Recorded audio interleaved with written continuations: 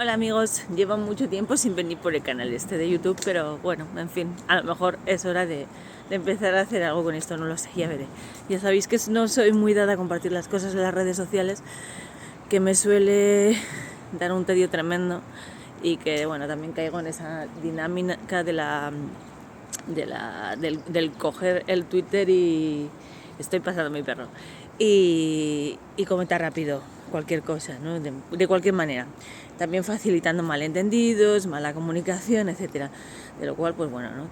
Tengo mi parte de responsabilidad. Más allá de eso, quería hacer este pequeño vídeo que no tiene nada que ver con lo que, bueno, que tiene que ver con lo que hemos estado hablando estos días, pero que no tiene nada que ver con hacer una crítica en estos momentos a Sergio, porque entiendo que su momento es delicado y a mí, pues la verdad, si estuviese en su lugar, no me gustaría estar a las cosas de las redes, aunque entiendo que su curro y todo eso, pero bueno, que supongo que hay momentos mejores, tampoco es de una urgencia capital hacer una crítica a los contenidos de otra persona, ¿no?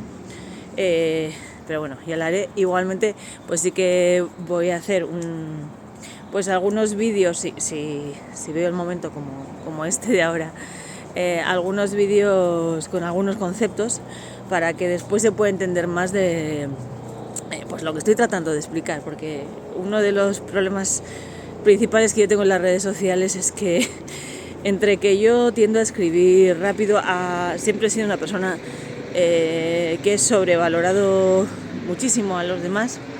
Siempre es uno de los problemas que yo arrastro de toda mi vida, ¿no? El dar por hecho que los demás tienen ciertos conocimientos o que saben ciertas cosas, ¿no? Cuando realmente todos somos muy ignorantes en muchísimas cuestiones y la gente pues muchas veces no sabe. A veces hay gente que no sabe y no quiere saber y goza de no saber, y el no saber es un impulso para desatar otro tipo de goces, pero también hay mucha gente que no sabe y que quiere saber, ¿no? y que quiere entender y que tiene una buena voluntad y una buena predisposición, ¿no? Entonces, pensando en esa gente que en mis redes hay unas cuantas personas de esas, personas también muy interesantes, algunas mucho más interesantes que yo, pues bueno, pues voy a hacer este pequeño esfuerzo porque bueno, creo que es algo bueno. A ver si soy capaz de sostener esto un poco en el tiempo para poder realizar esa aportación que me gustaría hacer y que no va a ser sencilla, ¿no? Este pequeño vídeo pues quería un poco dedicarlo a explicar tres conceptos que yo creo que son muy necesarios para entender también luego otras cosas de las que yo hablo, ¿no? Porque son conceptos muy elementales, pero son conceptos que si no se entiende bien de lo que se quiere decir con ellos, pues se da lugar a muchísima confusión. El primero de esos conceptos es la pulsión. Últimamente en las redes sociales se ha puesto de moda ese concepto, ¿no? Yo qué sé, me acuerdo de ver a gente hablar de pulsión totalitaria, ¿no? O pulsión sádica, o pulsión... Bueno, ni el totalitarismo ni el sadismo son pulsiones. Las pulsiones humanas, en principio, a priori, se definieron como dos grandes pulsiones, ¿no? Una pulsión que tiene que ver con el placer y una pulsión que tiene que ver con el dolor. La conjunción, el ser humano, digamos que tiene como esas dos pulsiones, ¿no? Como, digamos, esos dos, el ser humano y también los mamíferos, ¿no? Es algo del orden del instinto, es algo del orden del inconsciente. El ser humano, como otros mamíferos, se regula un poco su conducta en base a estas dos, digamos, experiencias, en base a la relación que mantiene con lo exterior, que tendría que ver con el placer y con el dolor, ¿no? Aquello que le suscita más placer pues tiende a reforzar, digamos, a priorizar una conducta, y aquello que le suscita dolor tiende a, digamos, a reprimir y a coartar otra conducta, ¿no? Entonces el ser humano, digamos, que tiene esas dos pulsiones, una hacia el dolor y otra hacia el placer, que nunca son totales. Es decir, no existe el placer, bueno, sí puede existir, ¿no? Pero bueno, entraríamos aquí en otro tipo de historias, ¿no? Pero bueno, digamos que los placeres, también hay muchas teorías sobre el placer, de las que ahora mismo, a lo mejor más en otro momento, podríamos hablar de qué tipos de placeres, ¿no? De cómo se cultivan los placeres, etcétera, etcétera. Pero bueno, así a priori y como gran concepto, el placer, ¿no? Esa experiencia que todos reconocemos como algo, pues, que nos gusta, ¿no? Que queremos que nos ocurra. El placer nunca está desligado del dolor, y el dolor nunca está desligado del placer. De hecho, esto no es solo a un nivel simbólico, ¿no? Sino que incluso a nivel biológico, el propio correlato biológico del placer y del dolor, ¿no? Digamos, una experiencia que podríamos identificar también en otros mamíferos, como mi perrita, que está ahora por ahí oliendo, pues están en regiones cerebrales contiguas, están muy cercanas una de la otra, ¿no?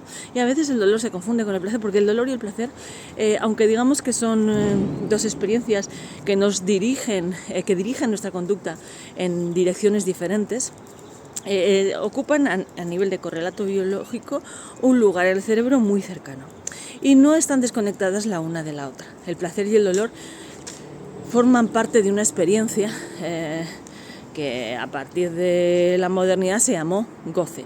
Cuando se habla de goce, se habla de una experiencia que provoca un placer imbricado con el dolor, ¿no? Y de hecho, esto alguien me podría decir, el psicoanálisis. Bueno, el psicoanálisis y las teorías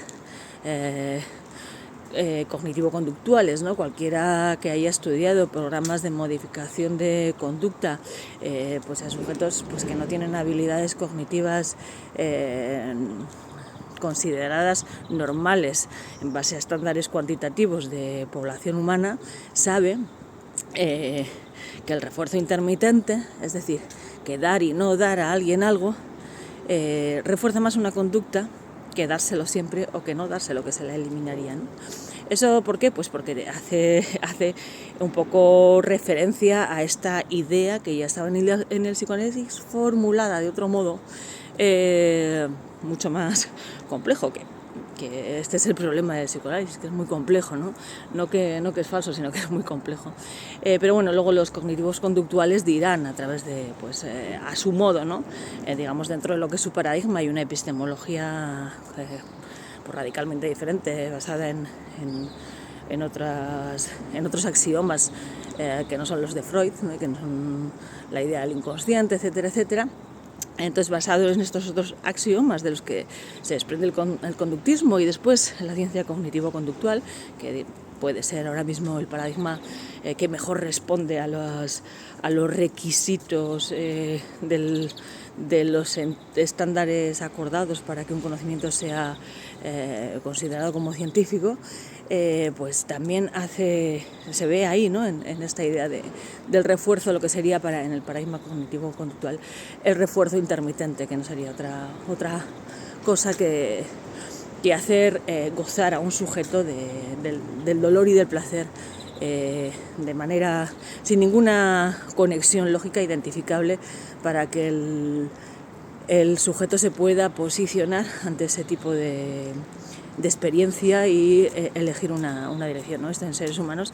En los animales pues todavía es mucho más complejo, porque no tienen habilidades cognitivas como puede ser la razón, entonces tienen todavía muchísimos más problemas para identificar, ¿no? hacia dónde ir, ¿no?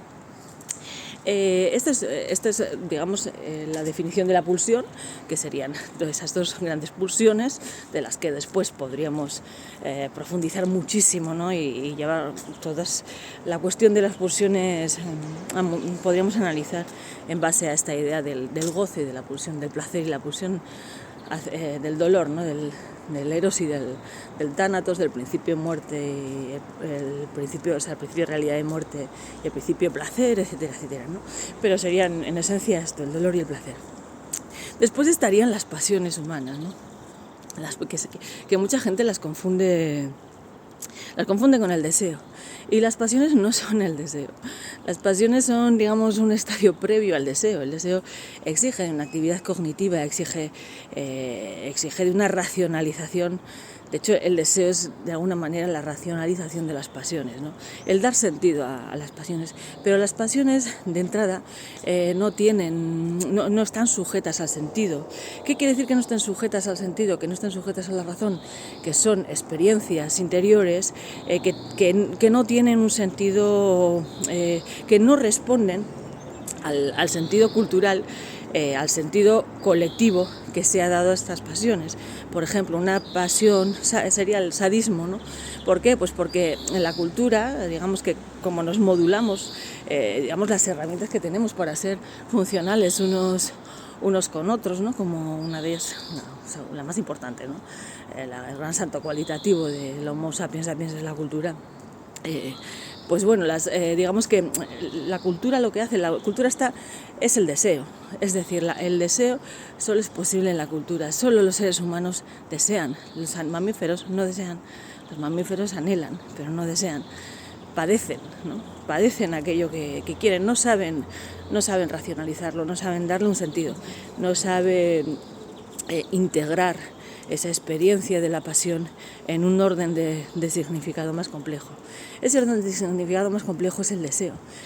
Las pasiones son todas aquellas vivencias que lo primero que no disponen de filtros culturales, que no han sido moduladas por la cultura, moduladas por el lenguaje, moduladas por los significados compartidos con los seres humanos, el resto de seres humanos que nos rodean, ¿no?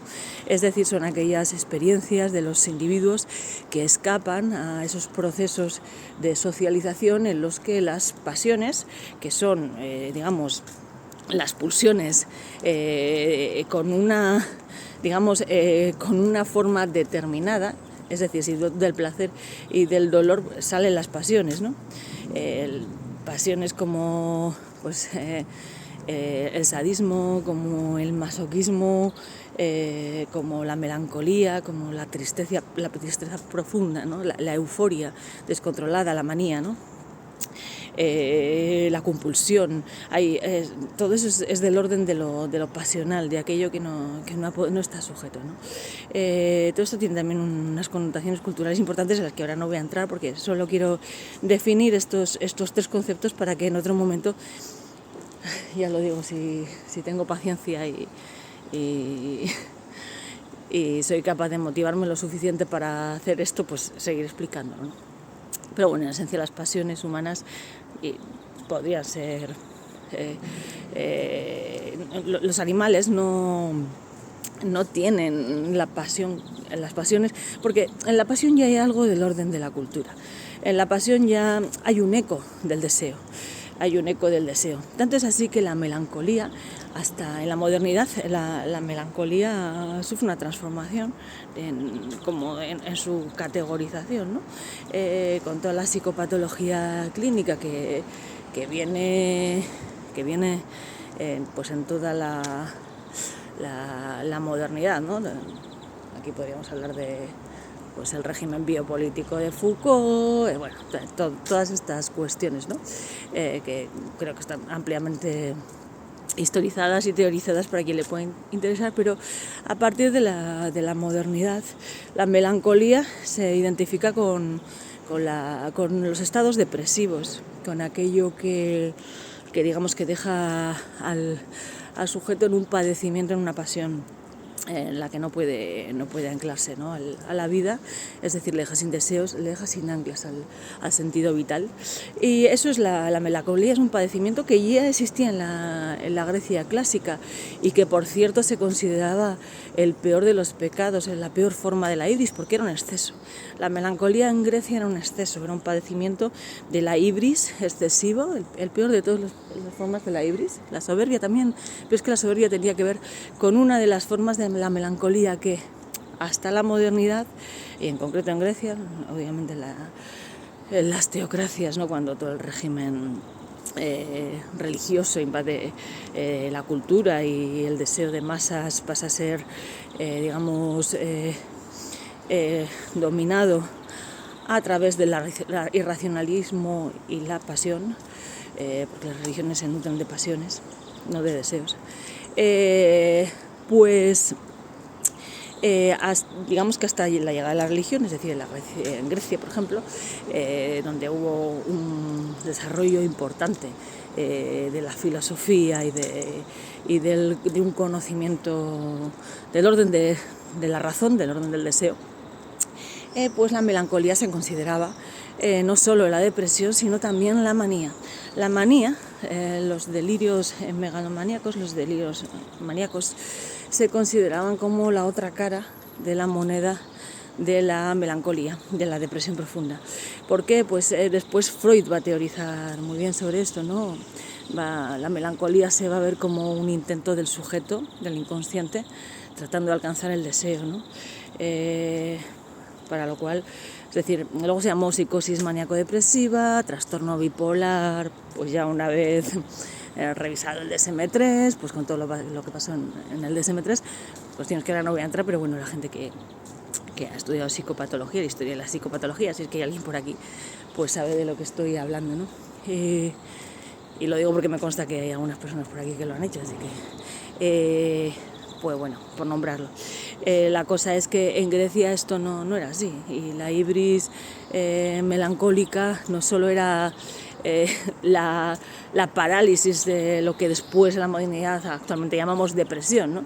Sino que tenía un reverso, y ese reverso era la manía, ¿no? Del no creerse nada a creerse, pues eso, ¿no? Tener delirios megalomaníacos, ¿no? De creerse, pues, no sé, una especie de salvador del mundo, bueno, ¿no? Es este tipo de delirios que mucha gente los confunde también con la experiencia de la esquizofrenia, que no va por ahí, es un tipo de psicosis, pero es un tipo de psicosis que tiene que ver con desorden emocional, con el mundo de las pasiones. En concreto es una forma de melancolía, si se tiene en cuenta el conocimiento clásico, y si se tiene en cuenta el conocimiento clásico, no estaría desligado de la otra experiencia que suele tener los sujetos bipolares, ¿no? Como se ha venido diciendo después, pero que en realidad, pues eso, ¿no? Se habla de lo que los grecios llamaban la ibris melancólica y lo que podría ser la forma excesiva de la soberbia, que no sería más que una dimensión de la manía, ¿no? De la megalomanía, etc. Y después estaría el deseo, del que yo ya he hablado en varias ocasiones, y el deseo es algo que está íntimamente relacionado con la cultura. No se desea, los animales no desean, el deseo es una racionalización, es por un lado una categorización, por otro lado también una racionalización, una articulación, aunque el deseo subyace en el deseo las pulsiones y las pasiones. El deseo no es la razón. La razón estaría en el orden de lo que podría ser el superior, la ideología en algunas, ni en otras, ni eso, ¿no? Pero bueno, ahora no, ya lo hablaremos en otro momento. Pero bueno, la razón sería de otro orden, ¿no? De un orden, de un tipo de imaginación, ¿no? La razón no deja de ser un tipo de imaginación, bueno, sujeta a la ley, ¿no? La razón es una forma de imaginar sujeto a una ley que se aplica a todo lo que se imagina dentro de un ámbito concreto, o yo definiría así un poco la imaginación, ¿no? Entonces el deseo tiene algo de lo imaginario, tiene algo de la ley, pero de la ley que nos han enseñado, de lo que nos han enseñado a imaginar, de cómo nos han enseñado que se imagina el mundo, de lo imaginario, de los símbolos, de las máscaras que tenemos de lo que son las cosas. Tiene algo también de las pasiones, de esos padecimientos, ¿no? La pasión es un padecimiento, es aquello sobre lo que el sujeto no puede determinarse, sobre lo que no puede alzarse, sobre lo que no puede significar. Y tiene algo obviamente de las pulsiones, ¿no? Del placer y del dolor. Pero bueno, digamos que en el orden del deseo es donde el sujeto racional, donde el yo, puede operar, puede doblegar. Esta es la gran diferencia con el animal, ¿no? Con los animales que están sujetos a pulsiones y bueno, habría que ver si en animales mamíferos superiores, etcétera, etcétera, se podría hablar de cierta pasión, ¿no? Cuando hay ciertas formas simbólicas, proto-sociales, etcétera, etcétera, ¿no? En ningún caso se puede hablar del deseo, del lenguaje o de la cultura. Esto lo decía hasta Chomsky, ¿no? Que no se puede decir que